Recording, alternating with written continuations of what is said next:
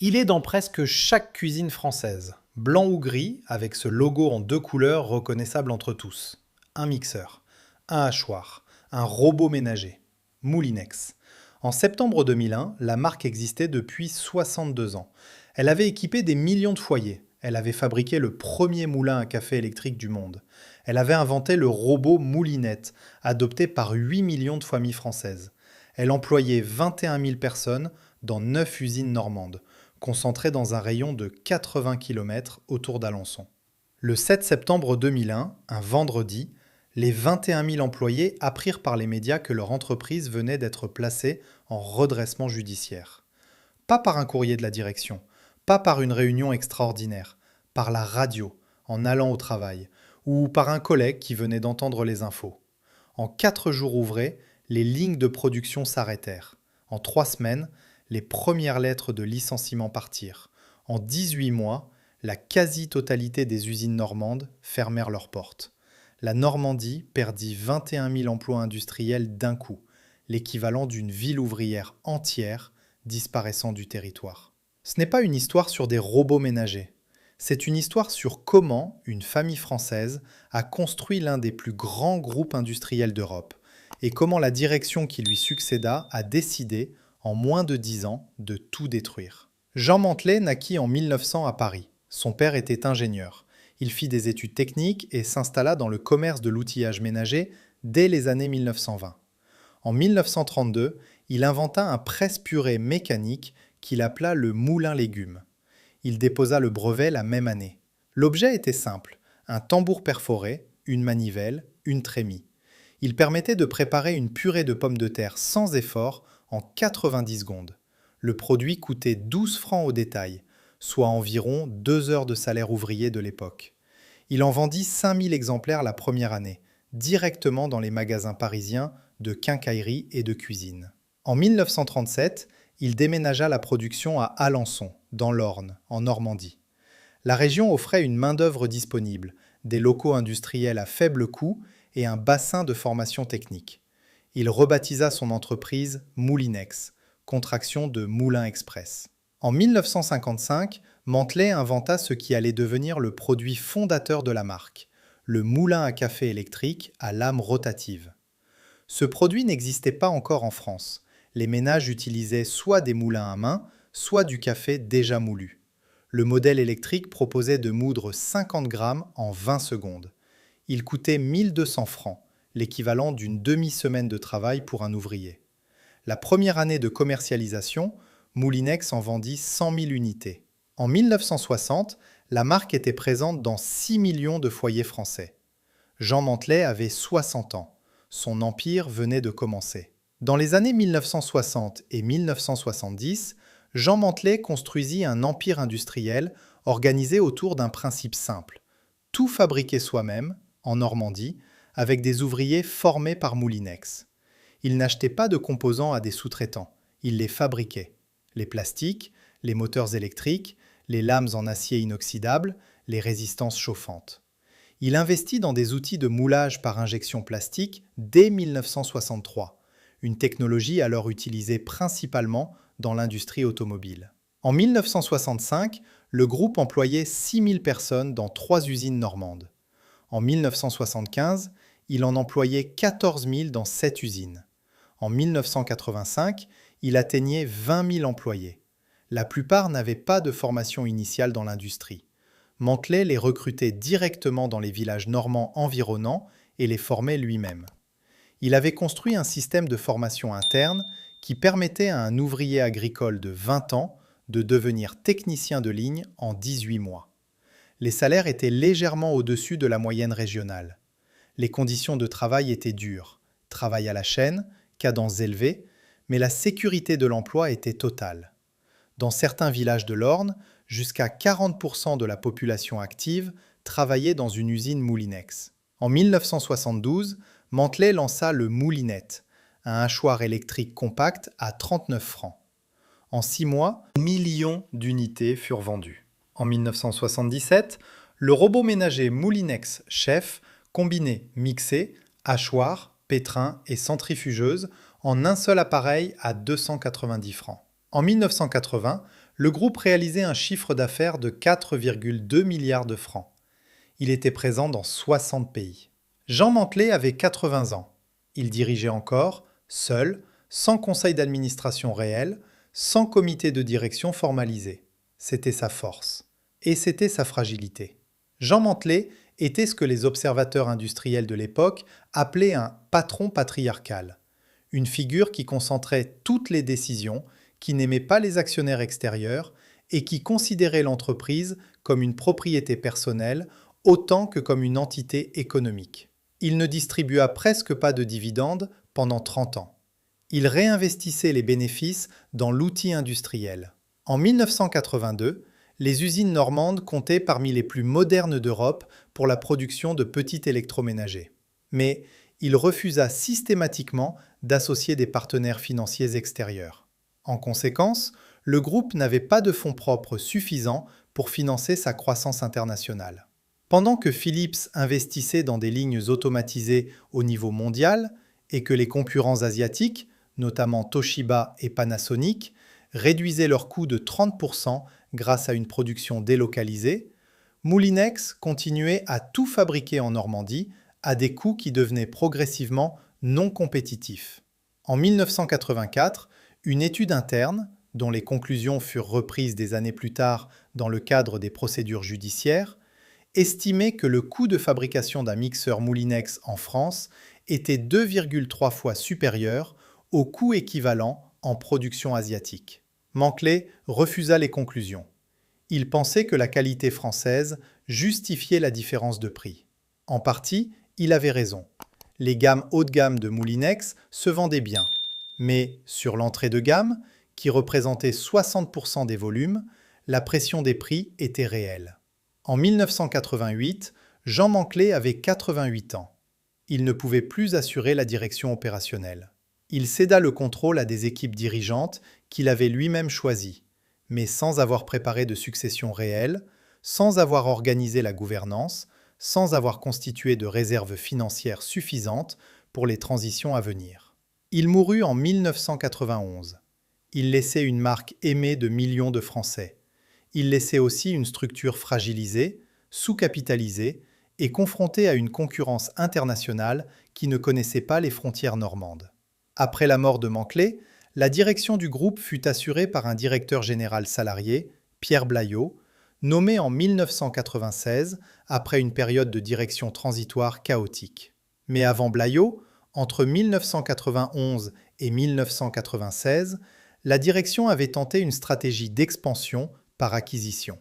En 1993, Moulinex racheta Swan, fabricant britannique de petits électroménagers, pour 450 millions de francs. En 1994, il acquit la marque Krups, spécialiste allemand des machines à café, pour 1,3 milliard de francs. L'idée était logique sur le papier. Créer un groupe européen de taille suffisante pour résister à la pression des géants asiatiques. En 1995, le groupe Moulinex, Brandt, Swan, Krups employait 22 000 personnes, dont 14 000 en France. Il était le troisième fabricant mondial de petits électroménagers. Mais ces acquisitions avaient été financées par endettement. En 1995, la dette du groupe atteignait 3,8 milliards de francs, soit 90% des fonds propres. Les charges financières annuelles représentaient 280 millions de francs, soit l'équivalent de 2 années de bénéfices nets dans les années favorables. Et les années n'étaient pas favorables. Le franc fort de la politique européenne pénalisait les exportations. Les distributeurs, Carrefour, Leclerc, Auchan, exerçaient une pression croissante sur les marges. En 1995, Moulinex vendit 45 millions d'appareils dans le monde, mais dégagea un résultat opérationnel inférieur à 1% du chiffre d'affaires. Pierre Blaillot, arrivé en 1996, était un ancien haut fonctionnaire. Il réalisa rapidement que la situation financière était plus grave qu'annoncée dans les rapports transmis par la direction précédente. La dette était réelle. Les coûts de production normands étaient réels. La marge de manœuvre était étroite. Il prit une décision que Mantelet n'aurait jamais prise: réduire les effectifs. En 1997 et 1998, 2 plans de restructuration successifs supprimèrent 5600 postes en France. C'était la première fois en 60 ans que Moulinex licenciait massivement. Les syndicats résistèrent, les villes normandes protestèrent. Blayo maintint le cap, et les pertes continuèrent. En 2000, le tableau financier de Moulinex était le suivant. Le chiffre d'affaires atteignait 6,1 milliards de francs. La perte nette pour l'exercice 2000 était de 680 millions de francs. La dette consolidée s'élevait à 4,2 milliards de francs. Les fonds propres étaient négatifs depuis 1999. Un groupe dont les fonds propres sont négatifs signifie une chose précise. Ses dettes dépassent l'ensemble de ses actifs. Techniquement, il est insolvable. Il ne tient que par la confiance de ses créanciers et par les garanties que l'État ou ses partenaires bancaires acceptent de maintenir. Les banques créancières, principalement le Crédit Agricole, le Crédit Lyonnais Reconstruit et la Société Générale, maintenaient leur soutien, mais exigeaient un plan de retournement crédible. Ce plan passait par une chose, trouver un partenaire industriel. Blayo négocia pendant 18 mois avec plusieurs acteurs. SEB, le géant français du petit électroménager basé à Selongé en Côte d'Or, ainsi que des fonds d'investissement américains et des industriels asiatiques. SEB était le plus évident. Une fusion Moulinex-SEB aurait créé le premier fabricant mondial de petits électroménagers. Les négociations échouèrent en 2001. Les raisons officielles portèrent sur des désaccords de valorisation et de gouvernance. Les raisons officieuses, rapportées par Le Monde et l'Expansion à l'époque, incluaient des désaccords sur le maintien des sites français. SEB voulait fermer plusieurs usines normandes que Moulinex jugeait stratégiques. Sans partenaire, le groupe ne pouvait pas refinancer sa dette. Sans refinancement, le dépôt de bilan était inévitable. Le 7 septembre 2001, 2 jours avant les attentats du 11 septembre qui allaient monopoliser l'attention mondiale, Moulinex déposa le bilan. Le tribunal de commerce d'Alençon fut saisi. Les 21 000 employés la prirent en même temps que le reste du pays. Aucune réunion d'information ne fut organisée avant l'annonce publique. Pierre Blayo expliquera plus tard que la décision avait été prise dans la nuit du 6 au 7 septembre et qu'informer les 21 000 employés avant l'ouverture des marchés n'était pas légalement requis. Les témoignages des ouvriers normands recueillis par la presse régionale, notamment Ouest France et le Courrier de la Mayenne, dans les jours suivant le dépôt de bilan, décrivent tous le même scénario. Certains entendirent la nouvelle à la radio en faisant leur trajet du matin. D'autres furent prévenus par un collègue sur le parking de l'usine. Une assistante de direction de l'usine de Falaise, interrogée par Le Monde en octobre 2001, raconta qu'elle avait appris la faillite en ouvrant son poste de télévision le vendredi à 7 heures du matin. Elle avait 22 ans d'ancienneté. À l'usine de Mamers, dans la Sarthe, les 1200 employés se retrouvèrent devant les grilles fermées à 7h30. Un contremaître leur dit qu'il ne savait rien de plus qu'eux. Un représentant syndical CGT appela le siège d'Alençon. Personne ne répondit. Le tribunal de commerce d'Alençon ouvrit une procédure de redressement judiciaire. Il désigna 2 administrateurs judiciaires, Jean-Marie Léger et Michel Rességuier, pour tenter de trouver une solution de reprise. Les 21 000 emplois étaient sous leur responsabilité. Pendant les semaines suivantes, les offres de reprise arrivèrent. SEB déposa une offre pour reprendre une partie de l'activité, les marques Moulinex, Krups et une partie des lignes de production, mais en excluant plusieurs usines et plusieurs milliers de postes. Des fonds d'investissement proposèrent des reprises partielles. En décembre 2001, le tribunal valida la cession partielle à SEB pour 168 millions d'euros. SEB reprenait les marques, les brevets et 4 des 9 usines normandes. Il reprenait 5 400 salariés sur 21 000. Les 15 600 salariés restants furent licenciés. La plupart avaient entre 35 et 55 ans. La plupart avaient passé toute leur vie active dans une usine Moulinex. La plupart habitaient des bassins d'emploi où Moulinex était le seul employeur industriel significatif. L'État français mit en place un fonds de reconversion régional doté de 100 millions d'euros, soit une moyenne de 6 400 euros par salarié licencié, pour financer leur reconversion professionnelle. Entre janvier et décembre 2002, les usines Moulinex fermèrent les unes après les autres. L'usine de Cormelles-le-Royal, près de Caen, employait 1800 personnes. Elle fabriquait les carcasses plastiques des appareils depuis 1968. Elle ferma en mars 2002, l'usine fut vendue à un promoteur immobilier, le site devint une zone commerciale. L'usine de Mamers, dans la Sarthe, qui produisait les moteurs électriques depuis 1971, ferma en juin 2002. Ces 1200 employés rejoignirent les listes de demandeurs d'emploi d'un bassin où le taux de chômage doubla en 18 mois, passant de 8,4% à 16,7% selon les chiffres de l'ANPE. L'usine de Fresnes, dans l'Orne, qui fabriquait les éléments chauffants, résistance pour grille-pain, fer à repasser et friteuse, depuis 1961, ferma en août 2002. C'était la plus ancienne des installations du groupe. Ces 900 employés reçurent leur lettre de licenciement par courrier recommandé. À Alençon, le siège social ferma en décembre 2002. Les derniers employés administratifs, comptables, juristes, techniciens informatiques, quittèrent les locaux le 23 décembre 2001 selon les archives du comité d'entreprise. Le total des destructions d'emplois dans les 6 communes les plus touchées, Alençon, Mamers, Cormelles, Fresnes, Falaises, Argentan, s'éleva à 15 600 postes directs.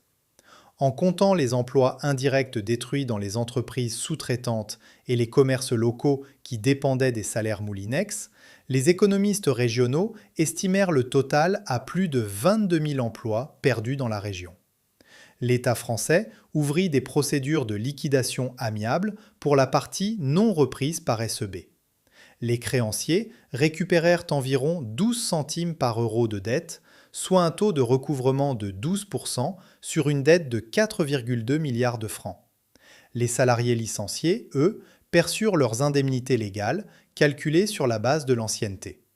Pour un salarié de 20 ans d'ancienneté payé au salaire moyen de Moulinex, l'indemnité légale représentait environ 14 000 euros.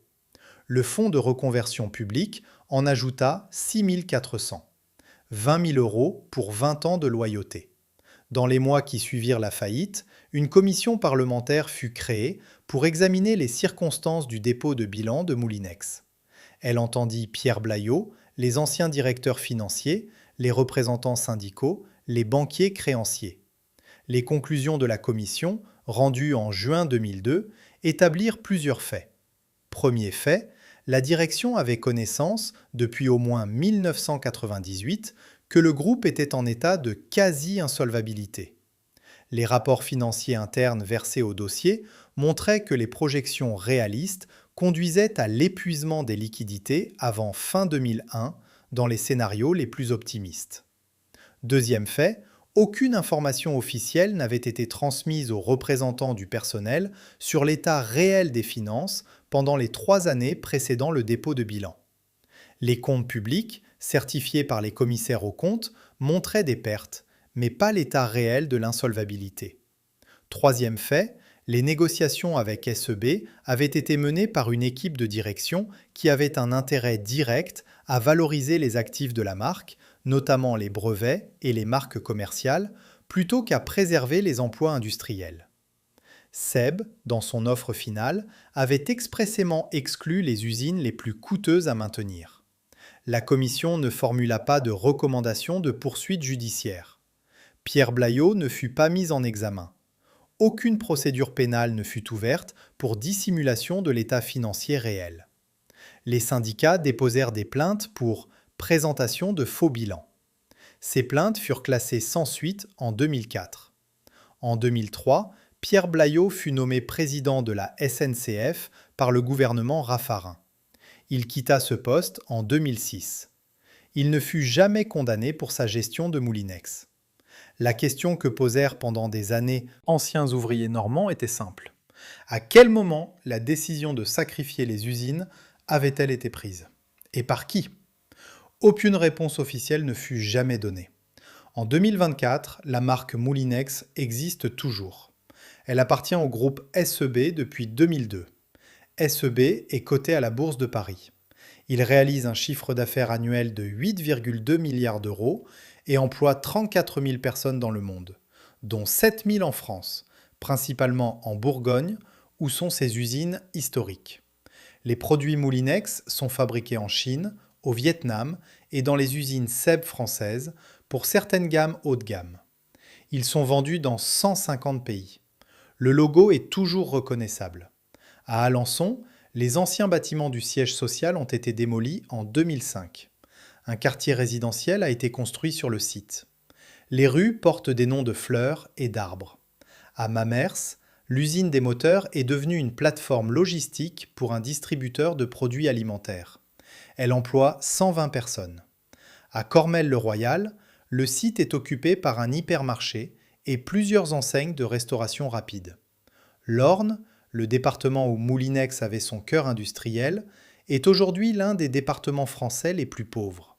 Son PIB par habitant est inférieur de 18% à la moyenne nationale. Son taux de chômage est structurellement au-dessus de 10% depuis 2002. Jean Mantelet est enterré à Paris. Il est décrit dans les dictionnaires économiques comme l'inventeur du petit électroménager français. Son nom n'est plus sur aucun produit. Les 15 600 salariés licenciés en 2001 et 2002 ont, pour la plupart, quitté la région ou se sont reconvertis dans des secteurs moins bien rémunérés. Une étude de l'Observatoire de l'emploi de Basse-Normandie, publiée en 2006, établit que 5 ans après la fermeture, 34% des anciens salariés de Moulinex de plus de 50 ans étaient toujours sans emploi stable. Quelque part en ce moment, quelqu'un utilise un hachoir Moulinex pour préparer son dîner. Il ne sait pas que l'usine qu'il a fabriquée a fermé en 2002, que les gens qui travaillaient dedans n'ont jamais retrouvé le même emploi et que le logo sur la machine représente une ville industrielle qui n'existe plus. La lame tourne toujours.